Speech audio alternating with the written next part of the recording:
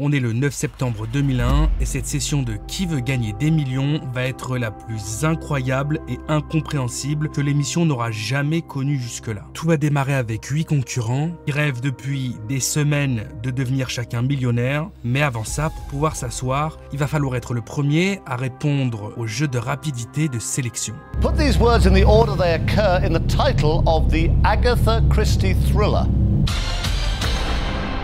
Évidemment, la réponse est mort sur le Nil. All these were correct. Most of them, nearly all of them. Who was fastest? Charles Ingram in 3.97. That's so fast. Charles, c'est la 3e fois qu'il est participant dans l'émission, mais c'est la toute première où il peut enfin s'asseoir sur cette fameuse chaise qui va lui permettre peut-être de repartir avec $1 million. Mais dès le début, tout n'a pas forcément l'air de très bien se passer de son côté. Il est très hésitant, il est vraiment pas certain de quelle réponse choisir, et ça pour quasiment toutes les questions. On est à la 7e question, et il lui reste déjà plus qu'un seul joker. Mais pourtant, à partir de là, il ne va plus du tout se tromper. Et très rapidement, il ne reste plus qu'une seule question à répondre, et il pourra repartir avec $1 million. A number one, followed by 100 zeros, is known by what name? Google, Megatron, Gigabit, Nanomole. I don't think I've heard of a Google. Et pourtant, alors qu'il vient de dire que Google, ça lui dit vraiment rien et qu'il n'a jamais entendu parler de ça, No, it's a Google. Yeah, it's a Google. You just won 1 million! cet exploit incroyable est peut-être au final un peu trop incroyable. Et il est fort probable qu'en vérité, si je vous dis ça, c'est parce que Charles, à ce moment-là, depuis le début, il est en train de tricher. Une tricherie qui va lui rapporter $1 million. Et une tricherie qui est probablement la plus dingue et développée de toutes les tricheries de l'histoire de la télévision. L'histoire que je vais vous raconter, c'est pas simplement un type qui a décidé de se ramener dans une émission et qui a trouvé un moyen comme ça de tricher pour répondre aux questions correctement. Je vais vous parler d'une triche qui a été mise en place par une organisation qui contient des dizaines et des dizaines de membres, tous qualifiés dans un domaine très particulier, servant un seul et unique but, celui de dépouiller cette émission un maximum de fois possible. Évidemment, au moment où Charles est en train de tenir dans la main ce chèque d'1 million de pounds, de l'autre côté, ça part complètement en sucette au niveau de la régie. Il est évident qu'un truc ne tourne pas rond, car depuis le début, la régie a remarqué quelque chose de louche. En vérité, dès la moitié de l'émission, l'équipe de production a pris l'initiative de contacter directement le directeur général de la chaîne. Il faut savoir que le chèque qu'il tient entre les mains, il ne va pas pouvoir être encaissé tout de suite. C'est plus d'une semaine d'attente pour que tout soit réglé, et c'est ce temps-là où l'émission tout entière ainsi que son équipe de production va se démêler pour trouver comment un type qui n'avait quasiment plus de joker dès la 7e question a pu arriver et terminer l'émission et repartir avec $1 million. Car jusqu'à maintenant, de la 7e question jusqu'à la fin, Charles aurait apparemment deviné toutes les réponses, sans même comprendre les questions ou être éduqué sur leur sujet. La seule chose qui est évidemment nouveau et plutôt bizarre pour eux, c'est qu'à chaque fois, il va prendre le temps de lire toutes les réponses, parfois même plusieurs fois. Emmental is a cheese from which country? It could be France, I suppose. Then again, it could be Italy, so... or maybe it's the Netherlands. Right. Yes, that's sort of how the question works. En vérité, certains pourraient dire que c'est un comportement plutôt normal. Mais alors il faudrait expliquer pourquoi dans certaines questions, il se passe ça. Who was the second husband of Jacqueline Kennedy? Adnan Khashoggi, Ronald Reagan, Aristotle Onassis, Rupert Murdoch. Okay, I'm not certain. I would have thought that it would be Aristotle Onassis. Why? Pour ceux qui ne l'ont pas, en effet, c'est la réponse C qui est la bonne. Et ça arrive encore une fois. I think it was Holbein. Et encore une fois. But the reason I think it's cricket is... Avec cette découverte, la régie va commencer à synchroniser et essayer de s'apercevoir de pourquoi à chaque fois que Charles lit à haute voix la réponse correcte, quelqu'un se met à tousser dans le public. Pour comprendre ne serait-ce qu'une seule partie de la complexité de cette histoire, je vais vous parler de Charles et de sa femme. Si Charles participe à l'émission et avait déjà participé avant, c'est parce que lui et sa femme adoraient l'émission. D'ailleurs, le frère de sa femme Diana a lui aussi déjà participé 4 fois à Qui veut gagner 10 millions à ce moment-là. Et ça ne s'arrêtera pas là puisque elle-même a pu participer une fois à l'émission. I remember talking to her in the bar afterwards, and I said, "Great, congratulations." She said, "Only 32."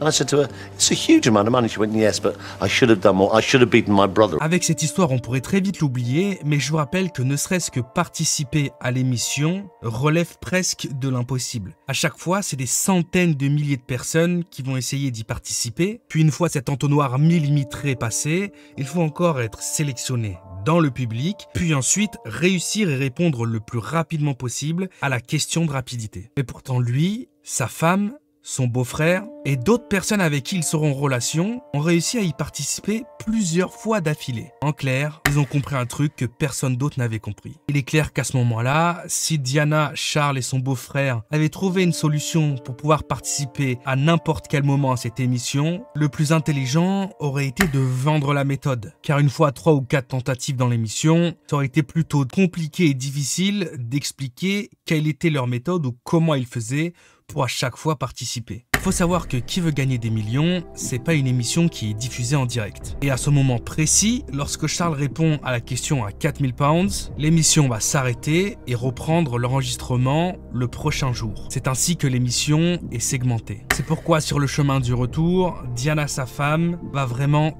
très mal vivre ce qui vient de se passer. Son mari est pas bête, il possède plusieurs diplômes qui nécessitent une énorme capacité intellectuelle, et plus la voiture avale les kilomètres, ils vont trembler à l'idée que Charles fasse tout foirer après s'être donné tant de mal à pouvoir participer à l'émission et pouvoir enfin avoir une place sur le siège en or. Et c'est clair et net, c'est pas une situation qu'ils envisagent de vivre. Diana va donc contacter Tequan Whitlock, un professeur d'université et très fan de jeux télévisés et de questions sur la culture générale. Tequan, c'est pas un inconnu que le couple décide d'appeler, car lui-même est en train de bénéficier des conseils et de l'entraînement du couple pour pouvoir aussi participer à l'émission dès le lendemain. Il sera donc techniquement présent dans l'audience lorsque Charles devra répondre aux questions. L'appel va pas durer longtemps parce que l'astuce qu'ils vont mettre en place va être plutôt simple et pourtant dévastatrice pour l'émission. À chaque fois que Charles va recevoir une question, il va petit à petit relire chaque réponse et lorsqu'il y en a une qui est juste et que l'un d'eux, soit Diana, soit Tequan, connaît la réponse, se mettra tout simplement à tousser pour indiquer à Charles que c'est la bonne réponse. A1 or Craig David.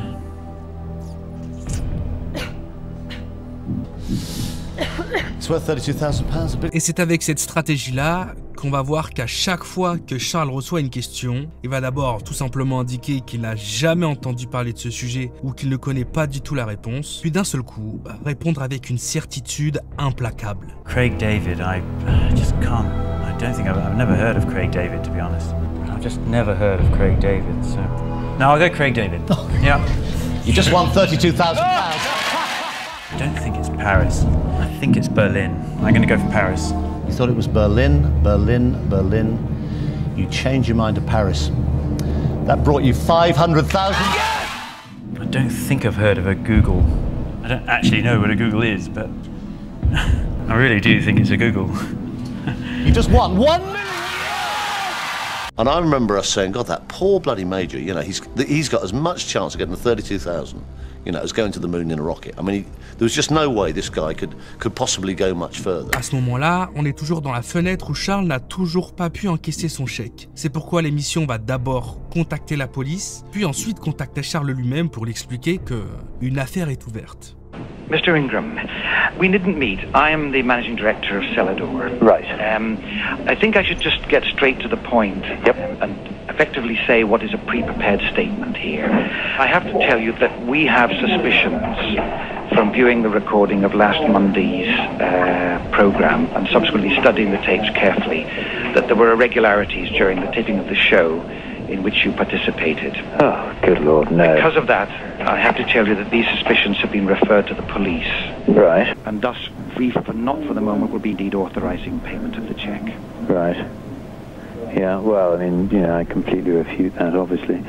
Il faudra 1 an et demi pour que cette histoire voie le jour au tribunal. Et évidemment, tous les médias s'emparent de l'histoire. Et le couple ainsi que le professeur d'université seront jugés coupables de triche. Pourtant, cela n'empêchera pas Charles de continuer à clamer son innocence. L'histoire pourrait s'arrêter là, mais elle devient beaucoup plus complexe. Lors du tribunal, il est dit que Tequan Whitlock, le professeur d'université, aurait toussé à 19 reprises pour indiquer la bonne réponse. Quand lui-même est passé lors de l'émission, il a complètement échoué. Alors comment il aurait pu avoir autant de connaissances et être si éduqué sur toutes les questions que Charles recevait, alors que lui-même était incapable de gagner l'émission, ou au moins d'aller jusqu'à la moitié. Et une autre question se pose, est-ce qu'il est réellement possible de pouvoir dissocier et d'entendre réellement des personnes tousser pour nous indiquer quelle est la bonne réponse alors qu'il y a énormément de bruit dans le public? And when it was actually going on, did you suspect? No.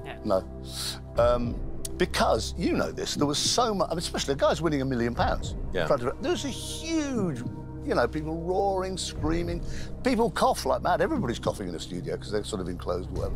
I had no idea. There was so much noise in the studio that night. It was like a madhouse. People were screaming, they were cheering. Et alors que toutes les caméras étaient tournées vers le couple, ça faisait déjà 3 ans qu'un autre groupe était en train de faire exactement la même chose pour participer à l'émission, en bien plus grand et en dérobant beaucoup plus d'argent que ce que le couple aurait jamais pu faire. Paddy Spooner est d'ailleurs la première personne au monde à avoir trouvé le moyen de pouvoir participer quand il le souhaitait à l'émission. Il a d'ailleurs une première fois remporté $250 000 à Qui veut gagner des millions en Australie, puis $250 000 à Qui veut gagner des millions en Angleterre, et gagné une 3e fois à Qui veut gagner des millions en Irlande. Spooner, c'est un type qui a abandonné ses études et qui vivait de petits tournois de culture générale par-ci par-là en gagnant de petites sommes, jusqu'à ce qu'il décide une fois pour toutes, d'en faire un véritable business à grande échelle. Après son passage dans Qui veut gagner des millions en Irlande, Spooner va rencontrer Burgess, une autre personne qui lui aussi a déjà un tout petit business où il aide les personnes à participer à l'émission. Les deux utilisent une méthode assez similaire et vont décider de s'associer pour en faire un véritable énorme business. Les deux vont bâtir un syndicat secret qu'ils vont appeler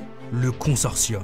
Un service d'une méthodologie incroyable qui va permettre à n'importe qui les paye de pouvoir participer avec 100% de chance à l'émission et d'augmenter drastiquement ses chances de réussir aux questions. Premièrement, pour pouvoir participer à l'émission, il faut appeler l'outline de Qui veut gagner des millions et laisser son nom de famille et son prénom pour ensuite faire partie d'une liste dans laquelle l'émission va choisir au hasard et appeler à n'importe quel moment. Le consortium va donc dépenser des milliers et des milliers d'euros afin d'avoir eux-mêmes une hotline qui va 24/24, 7/7 appeler l'émission avec des enregistrements de voix des personnes qui les ont payés pour participer et arriver ainsi comme une simulation où la personne aura appelé des milliers ou des dizaines de milliers de fois. La deuxième étape, si l'émission vous a sélectionné dans sa liste, elle va vous appeler à n'importe quel moment pour vous tester sur un quiz de culture générale. Et c'est à ce moment-là que le participant va dire « Ah, désolé, la personne que vous essayez d'appeler n'est pas là, elle est juste chez le voisin, donnez-moi 2 minutes. » Et pendant ce court laps de temps, le consortium aura quelqu'un qui va directement se rendre à l'appartement de la personne qui a été sélectionnée et qui les a payés pour pouvoir participer à l'émission,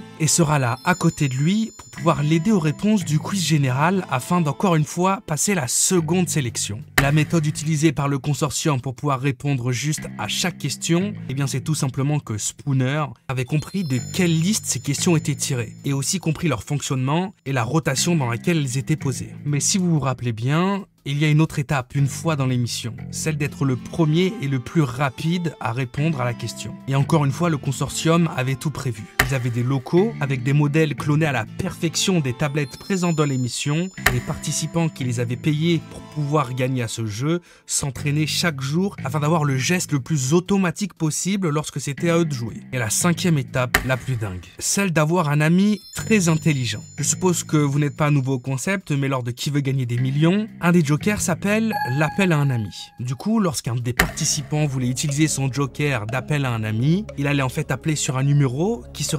automatiquement redirigé vers les quartiers généraux du consortium. Et bien évidemment, à l'autre bout du fil, ce n'est pas un ami qui va essayer de l'aider, mais tout un groupe de personnes surentraînées en question générale, soutenues par d'autres personnes derrière un ordinateur qui seraient en train de googler la question. Je vous parle d'une affaire qui a pu faire rentrer plus de 200 personnes différentes de 2002 à 2007. Sur les 200 personnes qui ont pu participer à l'émission grâce à eux, 55 ont pu s'asseoir sur la chaise en or. Et sur ces 55 participants, un total d'environ 5 millions d'euros a été pris à l'émission. En clair, pendant ces 6 années, le consortium, rien qu'à lui-même, a pu sucrer plus d'un tiers de tous les revenus que l'émission a donnés. Et en échange, il prenait 25% des revenus de tous les gagnants. Mais alors, si on se penche sur les Ingrams et la finalité de leur histoire, ils ont fait appel et ont perdu. Mais en plus de ça, leur vie a été complètement dévastée. Leurs enfants ont dû être retirés de l'école car ils se faisaient harceler, leur chat s'est fait fumer avec une carabine à plomb, leur maison était constamment taguée et on leur brisait les vitres à chaque fois.